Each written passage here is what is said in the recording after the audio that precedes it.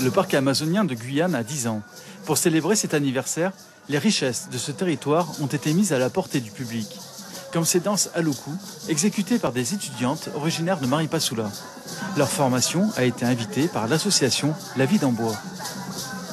Nous avons demandé la reconnaissance de cette danse traditionnelle aloukou, le sangué et la wassa, et en général de la tradition musicale aloukou, au patrimoine oral et immatériel de la France. Un patrimoine et des identités culturelles que les agents du parc sont chargés de valoriser tout en répondant aux attentes des habitants, qu'il s'agisse de développement local ou de préservation de la biodiversité. Autant de missions que le public souhaite mieux comprendre en interrogeant directement les agents. Raphaël Rinaldo, responsable scientifique de l'établissement, est l'une des plus sollicitées.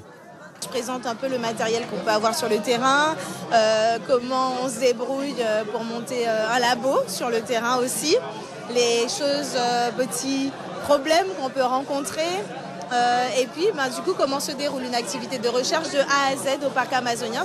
Un peu plus loin, c'est la surveillance et la protection du territoire qui est mise en avant. La réglementation dans le périmètre du parc semble souvent difficile à comprendre pour les visiteurs. La lutte contre l'orpaillage illégal représente le cœur de mission de ce service. On va intervenir sur tout ce qui est reconnaissance du territoire.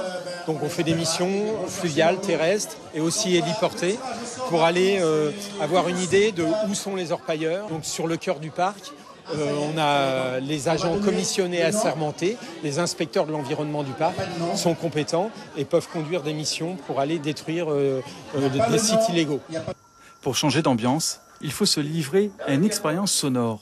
Le village de Saül, raconté par ses anciens. Saül, ça a été créé par un Sainte-Lucien qui s'appelait Saül.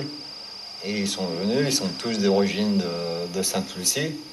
Donc ils sont venus ici, ils travaillaient. Ceux qui connaissent bien la localité, comme ce moniteur forestier, sont comblés, même si aujourd'hui, Saül a changé. Pour moi, ce n'est qu'une confirmation de ce que mes grands-parents disaient, parce qu'ils expliquaient à peu près les mêmes choses. Pour moi, ça a changé, il y a eu de l'évolution. C'est vrai, beaucoup se plaignent de la route, qu'ils auraient aimé avoir la route pour avoir plus d'évolution, comme d'autres se disent, voilà, sans la route, on est bien comme on est. Une exposition rassemblant les œuvres de 10 photographes permet au public de prolonger cette expérience en découvrant d'autres regards sur ce territoire.